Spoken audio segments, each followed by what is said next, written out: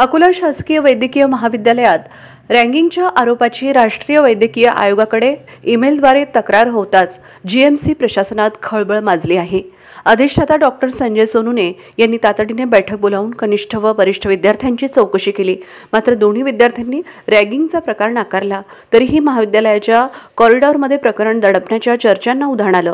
Ragging नसताना तक्रार का दाखल झाली असा प्रश्न विद्यार्थ्यांतून उपस्थित होत आहे।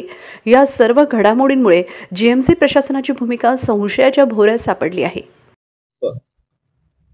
आज महाविद्यालयामध्ये रॅगिंग झाल्याची एनॉनिमस तक्रार ही वरिष्ठांना ऑनलाईन कळवण्यात आली होती। त्या संदर्भात वरिष्ठ कार्यालयाकडून महाविद्यालयाला विचारणा झाली की अशा काही घटना घडलेली आहे का।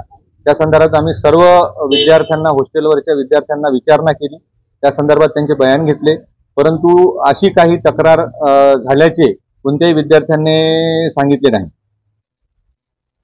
दिव्यांग विद्यार्थी आहे असं माहिती दिली काय म्हणते?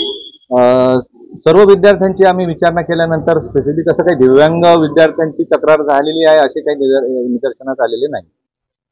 असा प्रकार काही यापूर्वी घडला होता? नाही, म्हणजे मला जवळपास 10 वर्ष होते दिव्यांग विद्यार्थ्यांची रॅगिंगची तक्रार झालेली असा काही प्रकार अजूनपर्यंत झालेला नाही।